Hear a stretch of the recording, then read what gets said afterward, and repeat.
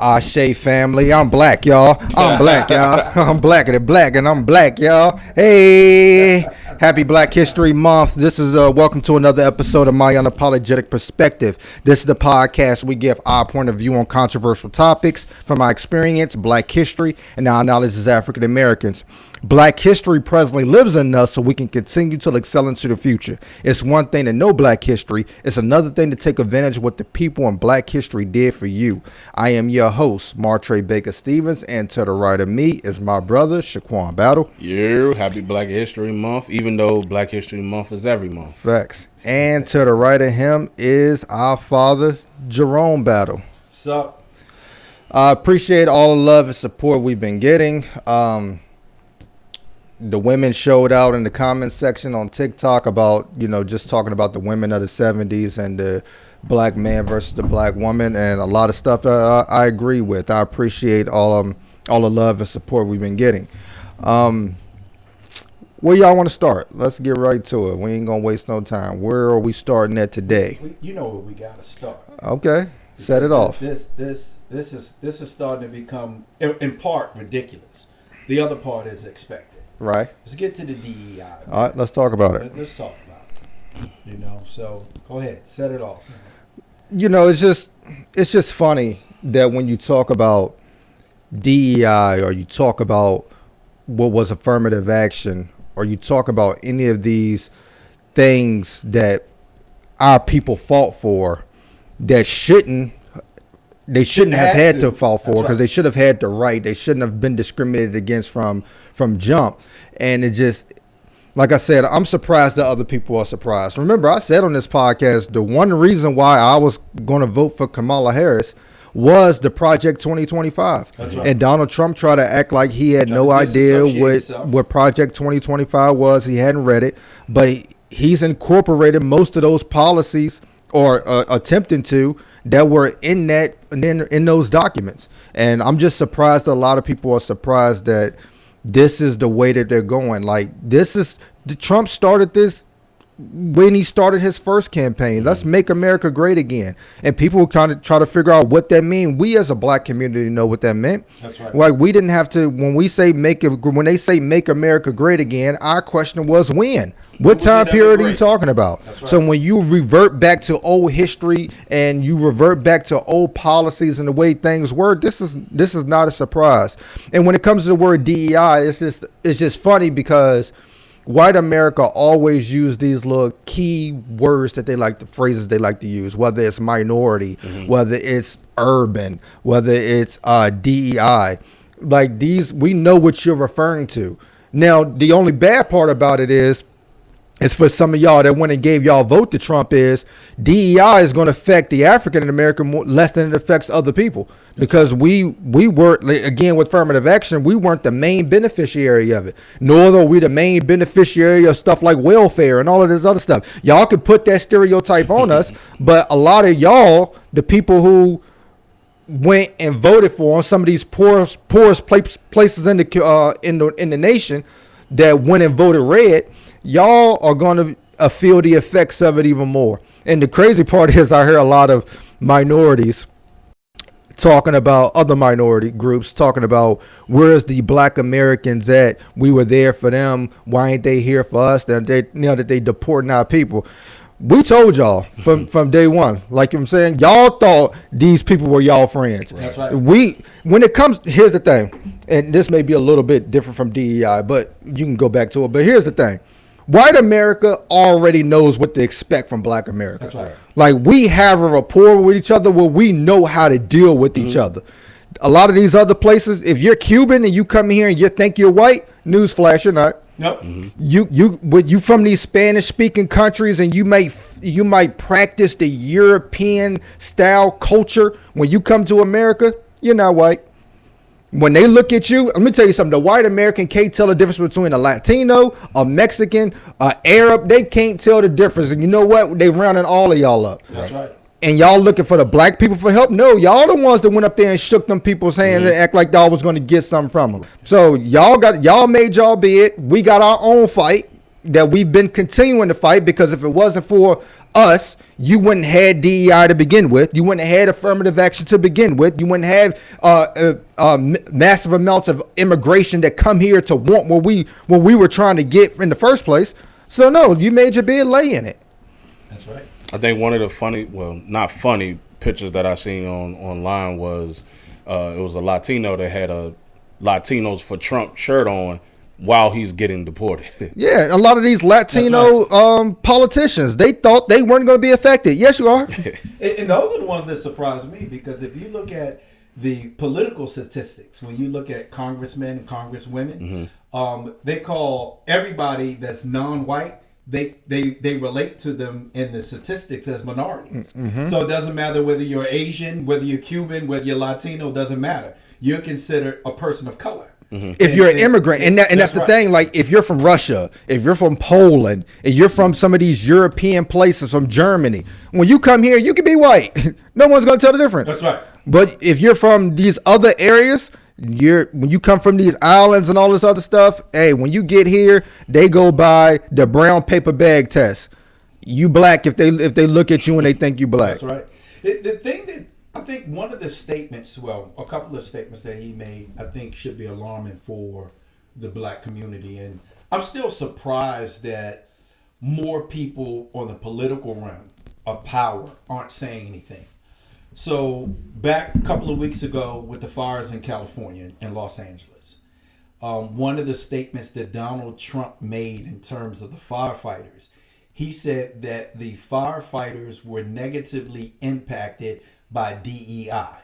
That they didn't have enough firefighters, but they had a weakened firefighting force because of DEI. And then just a couple of days ago, with the tragedy of the airplane and helicopter accident in DC, he said that already, without even any data to support it, he said that the aviation circle had been negatively impacted by DEI. No, that's been his thing. First it started off with fact checking. Right. Anybody that said anything blatantly disrespectful to the country, he immediately went to fact checking. And now it's the DEI thing, that anything during his presidency that doesn't go the way that he thinks it's going to go, he's going to blame it on DEI rather than taking responsibility of what it is that he does. And one of the comments that he made regarding DEI and how it impacted the aviation community is that he said that they were looking, that it was deemed too white. That's why they instituted DEI. And he says, it's not too white. We're looking for the brightest. We're looking for people that are the smartest. We're looking for the best of the people to perform these duties. What does that sound like to you? Does that sound like he's saying that the black people aren't the brightest? That's what it, when he says it, that's what it sounds like to me. What people have to understand, and this is the same for affirmative action when it existed.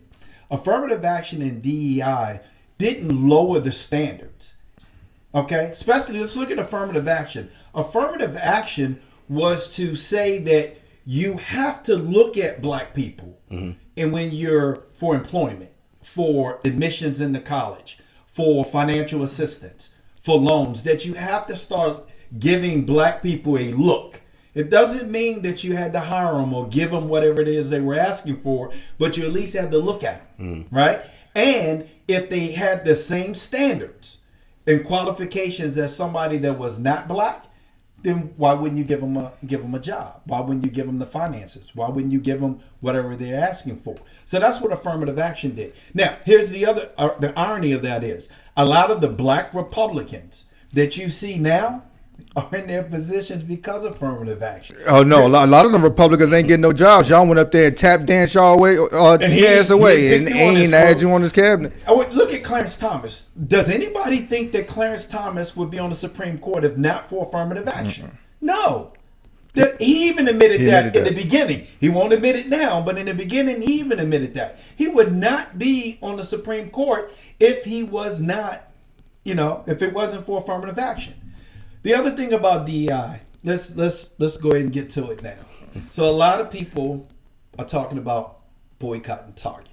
Okay, yeah. Because Target has scaled back or completely canceled all of their Which DEI they wasn't the only programs. ones, but Exactly. yeah. So Walmart, Right. Amazon. So if you're gonna boycott Target because of that reason, then what say you about Amazon and Walmart? Yeah. Now, people can do whatever they want to. It's not my job to tell you what to do, what not to do. But I want you to think about something. Part of the what happens in Target, even Walmart, they sell products of black-owned businesses. Right.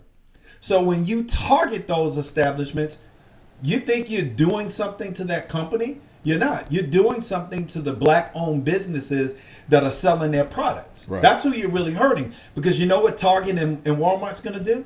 They're going to go find another product to replace yours. Right. Whatever that black product, that black-owned product was, because it's all about sales. So if that black-owned product is not selling because black people aren't coming to Target or Walmart or Amazon to buy it, they're going to replace it with another product. And chances are that product's not going to be a black-owned business all. product. So where you think you're helping, you're not really helping. And the problem with the black community is we haven't successfully boycotted anything since the Montgomery bus boycott. We haven't right. successfully boycotted anything That's because we can't unify. No, we can't because people are always going to go out and do, like, even some of these racist brands of clothing that we wear. They've told us from the beginning, hey, this brand is not for y'all. Well, can y'all please start wearing this? Like, they've said that from the beginning, and y'all still in the stores buying the stuff. Like, people don't care about something that doesn't negatively impact. Y'all don't give a damn about Tabitha Brown. No. Y'all really don't give a damn about it. Y'all care more about TikTok being banned than y'all cared about some of these black people who have products. There are people in your own backyard who's selling products that y'all really don't care about whether there's stuff in the stores or not. So I don't want to get on this tangent and start acting like our people are unified and boycotting anything, because we're not. We're not at all, and we have to stop this. Every time something happens that we have this reaction, oh, let's boycott, because we know it's not going to happen. Not gonna happen. Because you don't have a black-owned supermarket in your community. At least most of us don't. You don't have black-owned places that sell the things that Target and Walmart. Y'all going in there and y'all going to get stuff. Like, we can stop the fronting right now. That's right. I will say what black people is good at boycotting is black-owned businesses. Yeah. How many times have you been to a black-owned business and somebody said, "Man, I ain't never going back there. The service was trash." Facts. McDonald's service is trash all the time. Facts. They mess up your order all the time. Yeah, but you still go back. They'll go But back. oh man, I ordered this from a black owner and it took me 3 weeks to get. I ain't never ordering from there. We do great at boycotting black-owned businesses, but not the businesses that we don't own. Speaking of black-owned, Bleached. By my little cousin Quentin, 12 years old, I think. 11 years old. 11. On clothing line, came up with it. Hey, we outside. Bleach. Shout out to Shout out Quentin. to Bleach. Shout out to little Quentin. What you got to talk about? I know you got something.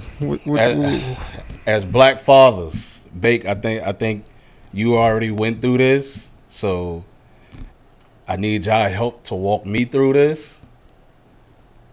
It's somebody that like Asante, like really like her, and she really liked them.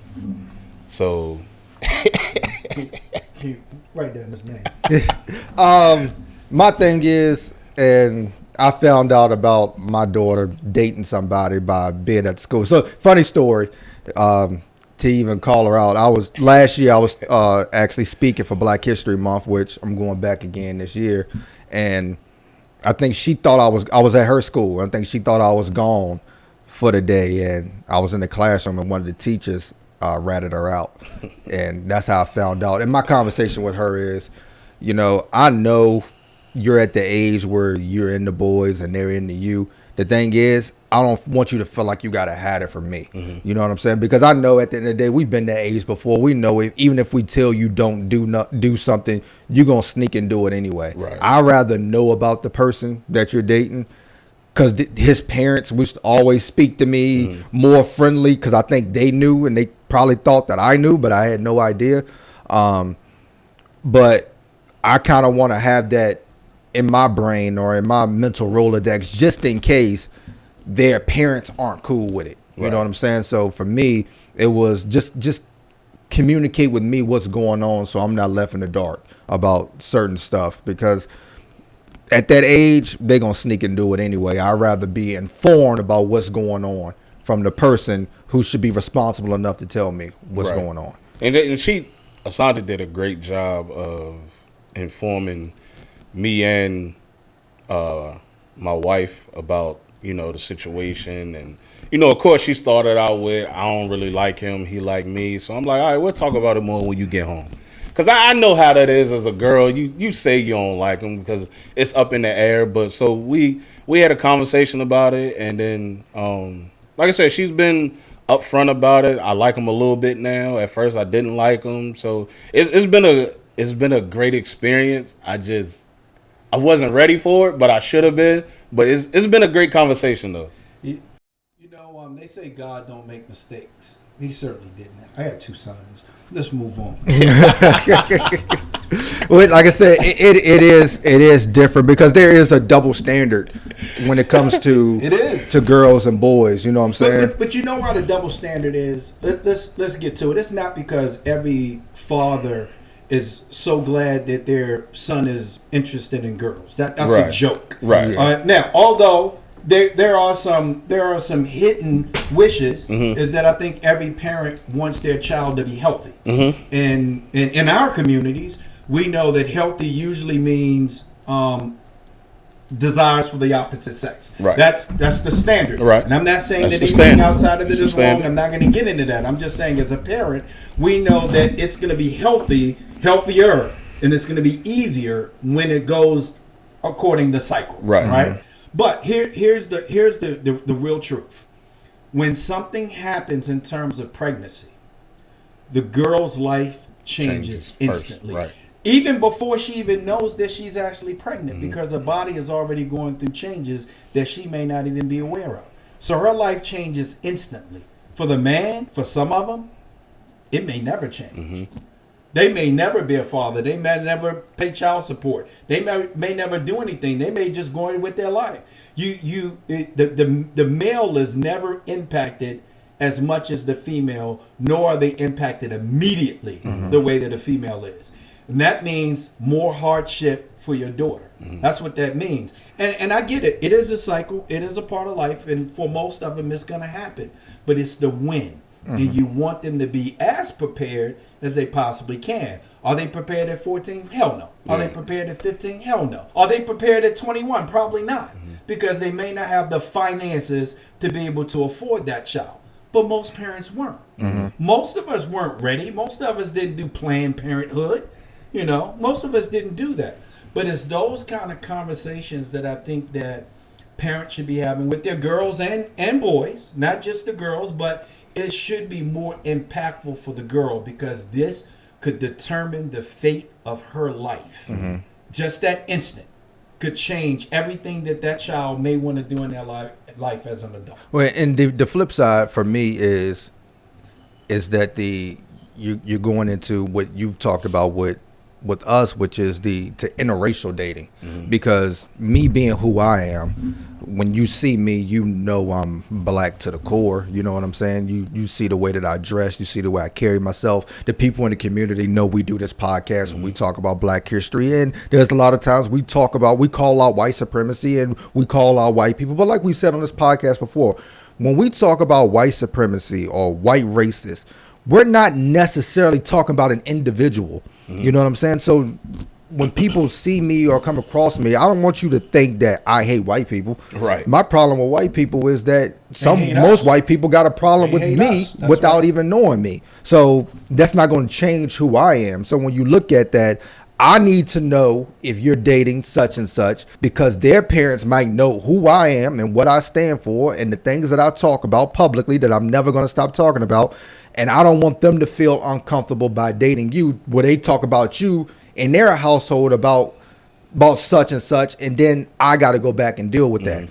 So keep me informed about what's going on, because when you're dating somebody, it's not just y'all. Right. You know what I'm saying? That's like marriage. Everybody around you and your family are now involved in said relationship, whether you want them to be or not. Because the minute he makes you cry, now I'm involved. Right. Right? The minute his mother don't like you, now they're involved.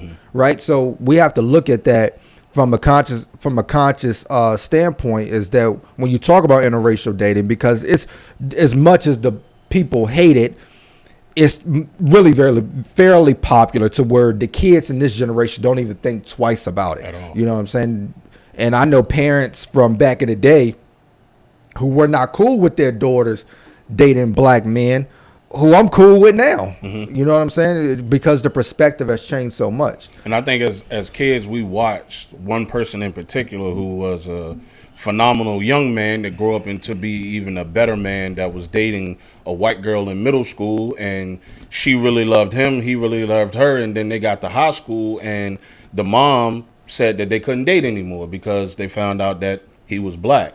And you know, to see them go through all of those years of dating, and then once the parents found out that he was black, never cared about, you know, how he was as a person, or how he treated her, you know, just taking care of his little brother and sister. And for that, y'all can't date anymore because he's black was just I think it was a shocker for us because we had never seen anything like that.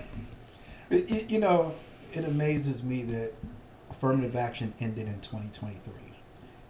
DEI programs have been started scaling back in 2023 to the point now where federally you can't even do it. Yeah, and they're not even trying to get funding to HBCUs. And you may cut other fundings if they find out that you're still doing it. So that's going to quickly disappear. Our Greek organizations or sororities and fraternities are going to be so affected. where would they get the funding from now? The HBCUs and the Greeks. But see, this is the part about DEI that I think a lot of people don't understand. So most HBCUs got a one-time payment deal. So that was one-time allotment of funds for these programs. However, what those programs created was avenues to get funding and sponsorship from other businesses or programs. So when you stop that, it has the domino effect, right? But the other thing about DEI that I think people are misinterpreting is, for instance, because I think Target is the great example. Because we even talked about in this podcast, was it two years ago? We talked about how Black History Month, how Target was targeting black people and black products and all of that. But here's the thing. At one point, that seemed to be very negative, right?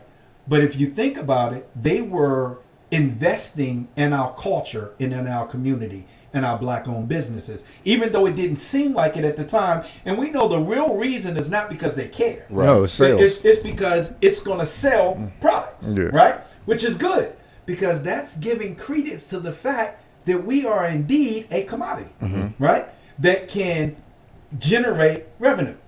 So that was a good thing. Now, it didn't feel like it at the time, but now that it's going away, I think everybody's going to understand that that DEI really does work. And it works in ways that a lot of people had no idea that it was working.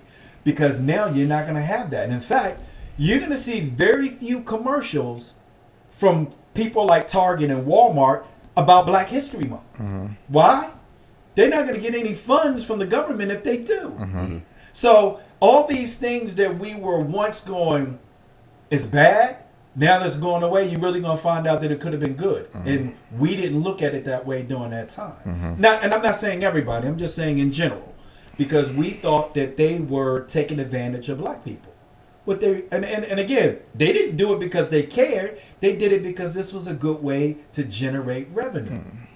Anything that we do that generates revenue, they want a piece of it. That's why to this day, we don't own any part of hip hop. And that's a whole different discussion. But we don't own any part of hip hop. We don't even own the term hip hop. So at the end of the day, anything that generates money, they're going to take advantage of it. No, especially if it's something that's owned or created by black people or it's part of black culture. Yeah, shout out to Hillman Talk. I don't know if you know what this is, Pops, but on TikTok, they accidentally actually created Hillman Talk, which is based off of Hillman, off of a different world. Yeah. So now there's thousands of people, black people on TikTok that's actually teaching about certain professions, teaching about certain things in black culture, teaching other black people about certain things. And it's just become a phenomenon on TikTok to where it's actually an online university on TikTok that we've created. And you can go on there and type in different things, and there's so many different classes or courses taught by different people that help people, build or get knowledge about certain things that's necessary to build our community. Another reason why something like that is drastically important, because this is the part, I know on this podcast last year, we asked everybody, or we suggested that everybody go out and read up on Project 2025. Yeah. I don't know how many people actually did. But everything that Donald Trump's doing is a part of that 2025, Project 2025 agenda. And here's the crutch of it. They want to be able to teach about black history what they want to teach. They want to control the narrative. They want to do things like, they want to say that, yes, slavery existed, but they don't want you to know that white people enslaved the blacks. They don't want you to know that the blacks were in horrible conditions. They don't want you to know that. They want you to know that, yeah, white people enslaved blacks, white people own blacks, but blacks benefited from slavery. That's the narrative they want you to be taught. And how they can manage that is, if anybody teaches anything different, you're going to be fired. Mm-hmm. So it's going to be important that we go back to roots, which is teaching our kids and grandkids the true history about black people and American history. That becomes our responsibility, because it's not going to be taught in schools. They're hoping by instituting these policies, eventually 20 years from now, slavery will sound totally different to people. Mm-hmm. Right? Mm-hmm. That will happen if we don't do our job. Yep, and I'm spotted up in the corner for the 3. I got you. I'm spotted up. So when we talk about black history, of course, we're crediting Dr. Carter G Woodson, who created Black History Week. He also wrote the book, The Miseducation of the Negro. And I'm going to base a lot of what I say based off of some of his writings, particularly early on in the book, the first half of the book, The Miseducation of the Negro. But for the people who don't know, when we talk about Black History Month, Dr. Carter G Woodson attended a 3-week celebration for the 50th anniversary of the Emancipation Proclamation that ultimately got the enslaved people freed. And at this 3-week celebration, they basically presented how well, or tracking the progress of black people throughout the 50 years since then. And that gave Dr. Carter G Woodson the idea to start an organization based on studying the African American life. Let's study the progress, let's promote the progress, and it helped form the association, the study of the Negro life and history, the first historical society devoted exclusively to researching the Black American. And then he creates Black History Week, and there's a little bit of misnomer about what this actually means, right? So creating Black History Week during the month of February was due to Frederick Douglass and Abraham Lincoln's birthday being in February. So creating Black History Week, we're going to take this week to highlight the successes or the achievements of black people in this country. The problem is, most people think, and this is why you hear people like Morgan Freeman, who say idiotic things like Black History Month should be a thing when it should be U.S. history. Newsflash, Morgan Freeman. If we counted on them just telling in the U.S. history, you will only know 10 people in black history. That's right. That's the reason why Black History Month is started. So please go read a script and shut the fuck up. Because we like you for the characters that you play, but don't start making us not like you for who you are, because we don't even know when the fuck you was born. You've been old in every movie we saw. So please shut up. Do us all a favor. So with Black History Week, it wasn't to just study black history within this week. It was for the students to study black history the other 51 weeks. Then in this week Tell us what you learned. Right. Present to us what it is that we should know or who we should know about Black history. And when we look at Black History Month as we know it today, that's what it should be. So right now it's not the time to go study Black history. Oh, I'm learning this, I'm learning. No, the other 51 weeks is for you to study. That's the right. 52nd week, when we get into February, is the time we show, hey, this is us. This is who we are. You know what I'm saying? And we can't rely on a system that was created, as you say, to keep us in a box, to tell our story for us. That's right.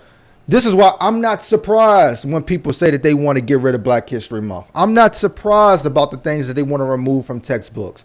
This is not shocking to me. When you are a certain narrative of a story, whether you're writing an autobiography or whatever, there may be some things you may omit, because you don't want people to look at you as less of a person for something that you may have did. And if you're doing a biography, there may be some things that you want the other person that's writing it to omit, because you don't want to be looked at a certain way. That's right. And then when they do a lot of research, they say, well, everything that Frank Lucas said in American Gangster isn't exactly true. This is how that happens, because when you are in control of what somebody else is learning, you may omit some things and you may add some things that's just necessarily not even true. So when we talk about Dr. Carter G. Woodson, one of his quotes from the book is this: if you can control a man's thinking, you do not have to worry about his action. When you determine what a man shall think, you do not have to concern yourself about what he would do. If you make a man feel that he is inferior, you do not have to compel him to accept an inferior status, for he would seek it for himself.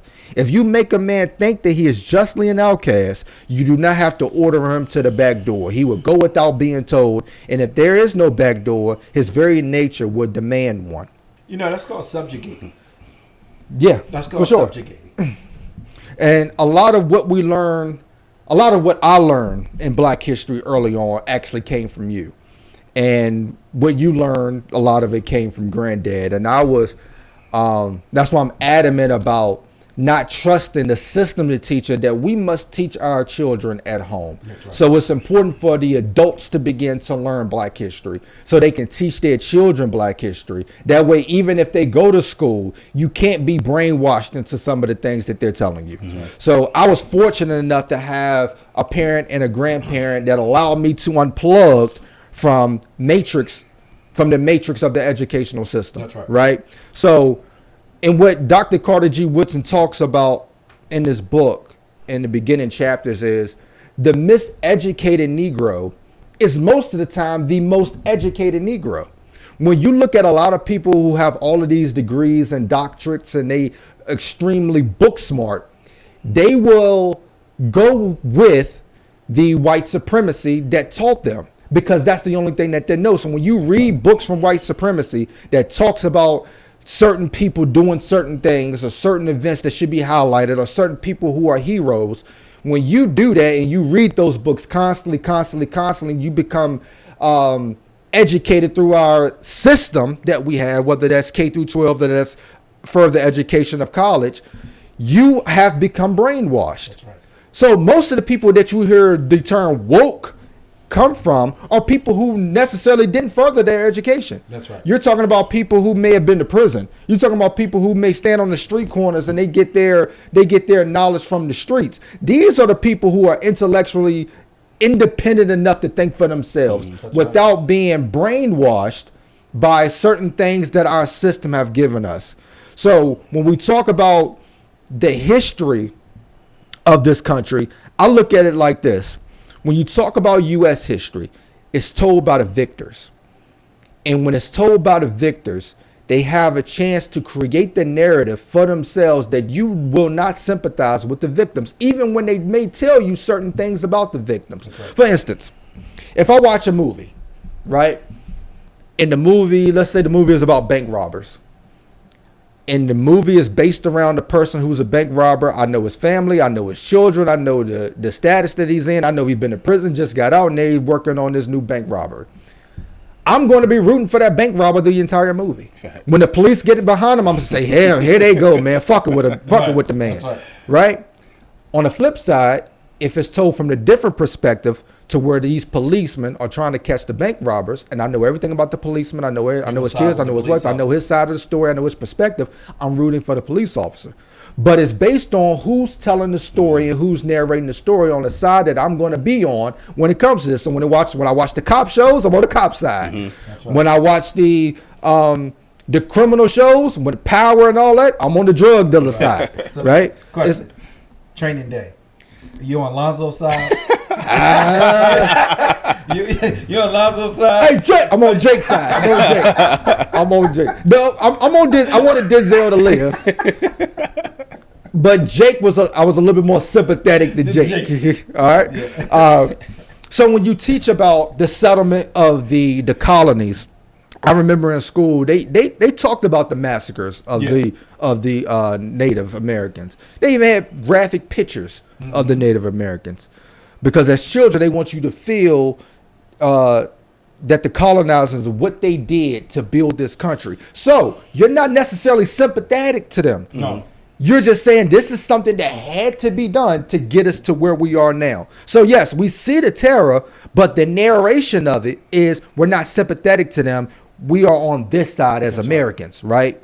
So when you hear about stories that glorify, so you can't glorify John Smith, Christopher Columbus, these type of people and still have sympathy for the natives. Right. So we sang songs that Christopher Columbus sailed the Blue Sea. We talk about John Smith, and you might throw Pocahontas in there to give it a little bit of razzle dazzle, but nobody gave a fuck about the Native Americans. That's right. We are Americans in school, in the classroom. We're all Americans. This is what we did to do what we had to do to get where we are. When you take it to the Revolutionary War, you will love the victors of Thomas Jefferson and George Washington, and the British is the enemy. Never talking about that Thomas Jefferson and George Washington owning slaves.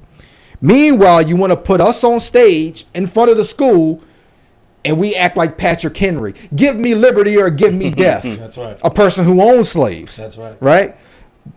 You want to make us think that the British was bad when the British said, hey, you come fight for us, we give you your freedom. And then they kept their word, because even though they couldn't give them freedom here in this country, they sent them to Canada, they sent them back to Great Britain, or they dropped them off in Sierra Leone. They held their word, but they're the enemy in this case. And then they say that the Revolutionary War was fought over taxation without representation, but they never mentioned the Somerset case. Yeah. You know, they never mentioned that George Washington didn't want black people in his army because he felt it would be an embarrassment. That's right? But you expect us to call our founding masters founding fathers. Right. Except for John Adams. What up, yeah? Shout out to John Adams. Meanwhile, expecting us to stand and sing the national anthem that glorifies the fact that they were able to keep their slaves. That's right. The writer Francis Scott Key, as we talked about, owned slaves. That's right. You expect our children to say the Pledge of Allegiance to the flag by saying freedom and justice for all. We mean the writer of the Pledge of Allegiance, Francis Bellamy, was racist too. Bellamy believed that immigrants of inferior races threatened traditional American values. He argued that public education would help immigrants align with American ideal. Ironic, right? The only way that we can keep immigrants or people who are non-white to follow the American system is to educate them on the white people. That's right. Right? This is what we call brainwashing.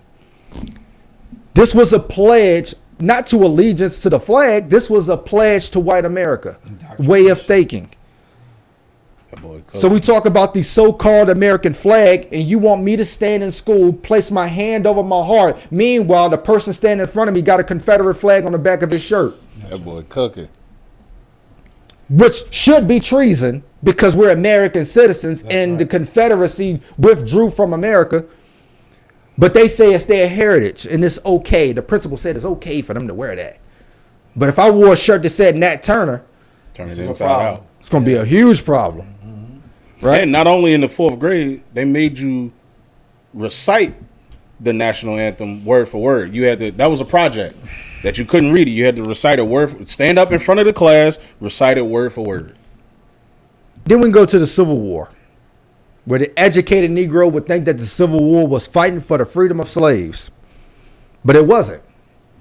It was politics, which was, we have these new territories for the westward expansion. We don't want slaves in those new territories because the South is already making too much money and we're trying to industrialize in the North. That's right. So the school would teach us that they're fighting for the rights of the slaves because they thought this was the right thing to do. And it's not true, because the Emancipation Proclamation did not include Delaware, Kentucky, Maryland, and Missouri. Or certain parts of Virginia and some parts of Louisiana, because the Union had already occupied them. So it didn't include them. So if it's about the slaves, then why would you allow Delaware, Kentucky, Maryland, and Missouri to keep slaves? And we can go to the Reconstruction period, which it was going all too fucking well, because you had black schools, you had black politicians, you had black landowners, you had black business owners. So what they say, compromise of 1877, take the White House, let us deal with the black people in the South the way we want to deal with them. All right, you got it. So now we got slavery by another name, we got black codes, we got Jim Crow, we got lynching. But it ain't gonna teach you that. Nope. We can go to the Civil Rights Movement. Never covers the agitators. The Civil Rights Movement was, they were fighting for their rights. They were holding hands and singing songs. And you had Dr. King, you had Rosa Parks, who refused to give up her seat. Cool, we get it. Who are the other people? Can you name them? Because you have no problem when you talk about the Nazi Germans. You know all of their commanders and chiefs. You know all of the horrific things that they did. You know what they did in Germany. You know the people's name. Why can't get the sheriff's name? Why I can't get the police officer's name? Why I don't get Emmett Till's murderers' names? Why I don't get these names put into place with their picture to say, this is what America does not stand for? Why I don't get that? But you have no problem making the Japanese look bad for Pearl Harbor. You have no problem making the Nazis look bad in Germany. You have no problem making Great Britain look bad for the Revolutionary War. But when it comes to making the white American look bad in America, you will not talk about it.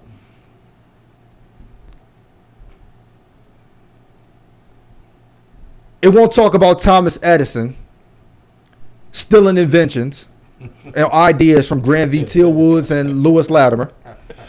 It won't discuss all of the inventions stolen because blacks couldn't get patents. It's funny, and this is no disrespect, I promise you. And then I'll get y'all opinion. It's no disrespect. It's funny when it comes to learning history in America that I can learn more, no disrespect to her. I'm sympathetic with the story and I'm sympathetic with the cause. But I can learn more in American history about Anne Frank in Germany than I can learn about Emmett Till from Chicago. I guarantee you I can't go to Germany and learn about Emmett Till. I can almost guarantee it. Yeah, that's right. But when it comes to U.S. history, I can learn more about the things that people accomplish outside of this country than the things that happen in this country, because it's about who's telling the story. Americans aren't the bad people, it's the Nazis. Americans aren't the bad people, it's the Japanese or the Russians. But if they knew what y'all were doing here and NATO got involved, oh no, you about NATO drinks.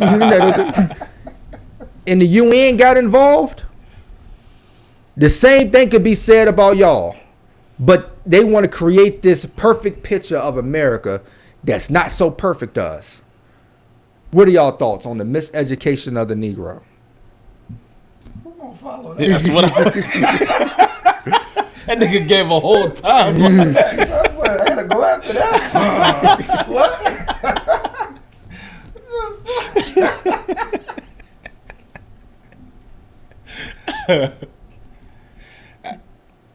You go ahead.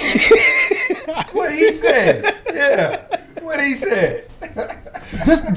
Just to clarify, let's look at this real quick. John Berry, officer during the American Revolutionary War, has a statue in Philly. He owned slaves. President Andrew Jackson has statues all over the country. He owned slaves. Jefferson Davis, statues. President of the Confederate States, owned slaves. Stonewall Jackson believed that God sanctioned slavery and that humans had no right to challenge. Got statues everywhere. Thomas Jefferson, who owned many slaves and was out here having kids with his slaves, has statues. Robert E. Lee still has many, many statues out here. I guess The two that comes to mind, I'm surprised that people don't talk more about, and that the name still exists, is like Patrick Henry. I'm surprised that in this area you still have Patrick Henry School.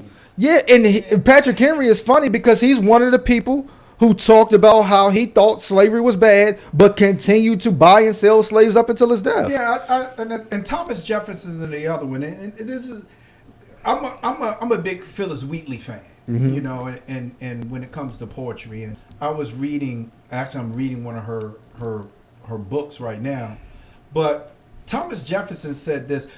For people that don't know, Phyllis Wheatley is the first black woman to publish a poetry book. And she didn't publish it in the United States. It was published in London. And then she had to prove that she was the author of the writings. They actually had an court assembly in Boston where she had to prove, and she was questioned by a lot of prominent white publishers and writers and educators to prove that she was the author, which obviously she proved that she was the author, because she was actually captured and abducted in West Africa at 7 or 8 years old and brought to America and owned by the Wheatley family in Boston, who taught her. They educated her. They saw something in her and they educated her, and she wrote a book and they emancipated her after her book was published. But she met with King George. She met with the king during the time, which is, and I'll get that in a second, but I wanted to point out something that she said, that Thomas Jefferson said about her writings.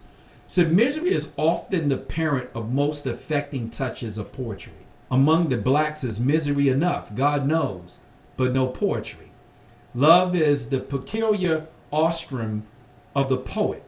Their love is ardent, but it kindles the senses only, not the imagination.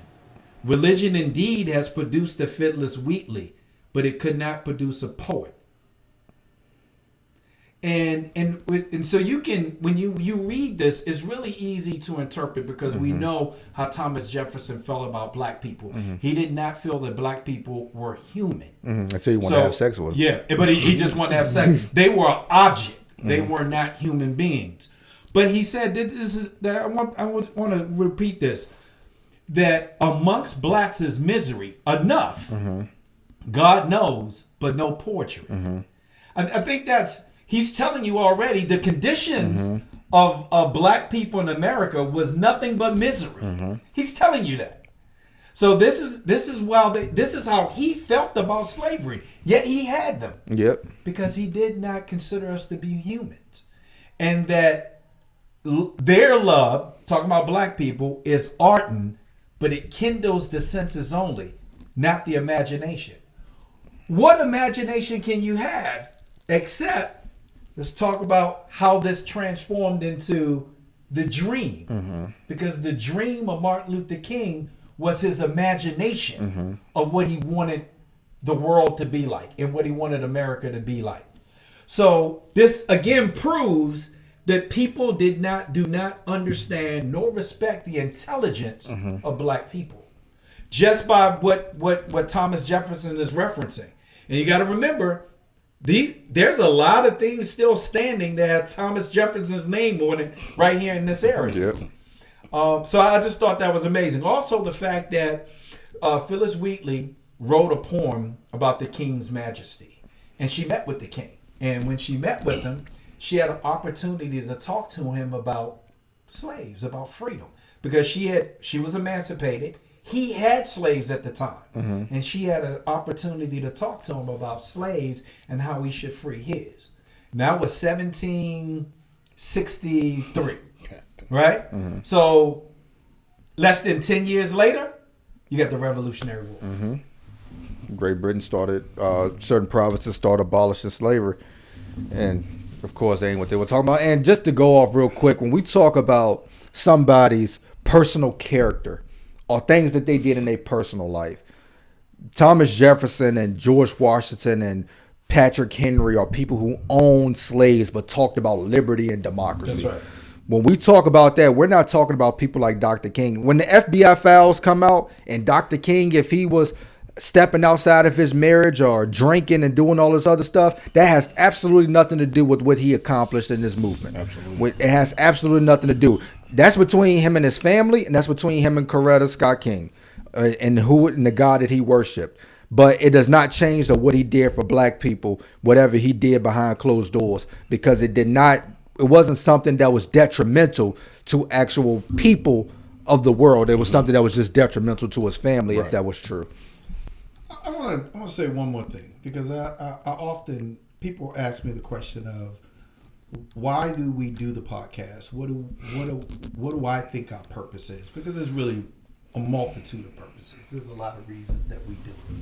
But I want to give you one of my main reasons is that, for the same reason that I taught you guys Black history, is because my dad taught me Black history. My Aunt Frances taught me Black history. And I learned about people that obviously we didn't learn in school. And I feel like they felt like it was their responsibility to teach us. And I felt like it then became my responsibility to teach you. But the responsibility goes further than just my dad and my Aunt Frances and my grandfather or whatever. And for a second, I want everybody that's watched this, I want you to use ChatGPT or any AI generator that you possibly have. And I want you to do one thing. I want to talk about generations of people. So since slavery, let's say since 1619, since their documentation of the first slave ship touching ground in America, 1619, right? We're talking 406 years, 406 years, right? Generations are usually done, let's just say 20 years, right? 20 years people normally have a child. So since 1619, we've gone through 20 generations of battles, so to speak, okay? Just use that as an average. Do anybody know how many ancestors that is for me? It's thousands. No, it's a million Millions, plus, right? So for people that don't understand, that's 20 to the 20th exponent. Yeah, from the 2 to the 4 to the 8 to the 16 to the 32. And actually, it's more than that when it doubles every time because of grandparents, your parents, and each parent has sets of parents, and it goes on. So it's a million plus people for 20 generations. Now, if you Google, it'll tell you that since then, the average is 15 generations. If you use 15 generations, that's 30,000 ancestors to get to me, right? I owe those people. Oh, for sure. I owe those for sure. I say, because what those people went through for me to be here, for you to be here, for Creed to be upstairs with your daughter, for your kids, what those 30,000 for 15 generations and million plus for 20 generations went through for us to be here, we owe them. So when I tell people about when I went to the Black History Museum in Washington, D.C., I felt something. And you know what I felt? Those million plus ancestors telling me, you got work to do. Right? So now, I'm not telling people that they need to change their lifestyle, but I will tell you this. It did make me change mine. So as I'm reading behind the bars of prison, I said to myself, this million plus ancestors that got me here want me to waste my opportunity that they died for, that they got whipped for, that they got the mothers and daughters got raped for, got separated for, got sold for. They lost their heritage, their native tongue, their language, their religion, their identity. And I chose to sell fucking drugs. All right, we stand on their shoulders. We stand on the shoulders of our ancestors. Yes. So I'm not telling people, if you smoke weed, you smoke weed. But I just want to know, do you think that the million plus to get you here did that for you to sit around and smoke weed, or drink liquor, or beat on women, or tote guns, or shoot people? Do you really think that's what they sacrificed their lives for? The resilience of the black man and black woman is the most resilient people in the world. There's no other race that went through what we went through. And you can talk about the Holocaust all you want to. No disrespect. It's not anti-Semitic talk. This is real talk. Nobody has went through. Nobody has been oppressed the way the black man and woman have been. Yep. Not just in this country, but in this world. Yep. And when people ask what's the most important person in Black history, is you. Exactly. It's about what it is that you're going to do. So when you talk about, when you research your history, I always say the most important Black history you have is in your family. The second most important Black history you have is within your community, because there are things that happen in your community that you've probably passed by millions of times. You have no idea the significance of those certain things. You know what I'm saying? Like I said, we would play at the park, at the ball diamond, we called, and we had no idea the significance of that land to our community. So when you talk about what's important in Black history, is you. There are things that even your mother sacrificed. There are things that your grandparents sacrificed. There are things that the people before you came and sacrificed or did to push you along the way. We always say that we want our kids to be better for us, better than us. It's because we moved the needle. We moved another yard. It's their job. It's our job to push them further, right? Because we are further along than our ancestors, but they took the sacrifices for us to be able to be where we are. So we have to take that into consideration. Black history is not just learning about the great people that they put in the books. Black history is about looking at your family albums and understanding what those people did to sacrifice to make sure that you're in the position that you're in to be great at what it is in life. Last thing I got real quick, I got our segment of you can't make this stuff up. Here's the latest news reports headlines. White West Virginia couple convicted of enslaving adopted black children forced to dig with bare hands. Kept them in a barn. Newly released videos show unarmed black man's final words before Michigan deputies kill him in a hail of bullets after accusing him of a crime with no evidence. Black leaders in Indiana fuming over GOP's governor move to defund state's only black college. Fuck all these niggers. Fender Bender erupts into a racist attack against black woman outside the Georgia Walmart bystander. Her slur threatens to beat her, video shows. Georgia jury sees video of cop telling white man who chased down and shot Ahmaud Arbery that he was going home today during trial against prosecutor accused of obstructing investigation. The good old boys system. Only one black juror selected to hear that case of former DA accused of hampering police investigation into the Ahmaud Arbery's death. No evidence found. White cop, New York cop who claimed he was shot in the line of duty by black or dark-skinned Hispanic arrested for fabricating story to allegedly garner sympathy. They shot himself, right? Yeah. White NYPD cop who punched black man 12 times in 9 seconds for asking officer to put on a mask escaped 60-day jail recommendation because judge said he suffered enough. And Trump pardons 2 white DC officers convicted in the death of a black man stopped for not wearing helmet while riding moped on sidewalk, leaving family outraged. Again, this is 2025, and these are the racist headlines that we're still in deal with in America. And what about the Republican congressman in Georgia, one of your favorite states, wants to end free lunches and school lunches and breakfasts. So we'll have to they could work at McDonald's. Yeah, facts. Work at McDonald's. I guess we'll have to do what the Black Panther Party started anyway. We'll have to free breakfast lunch program for the kids, and that's when the black community got to come together. Fuck right. Getting together, boycott Target. Let's get together and let's feed the children. Breakfast and lunch. Yeah. All right. We appreciate y'all. We love y'all. Peace.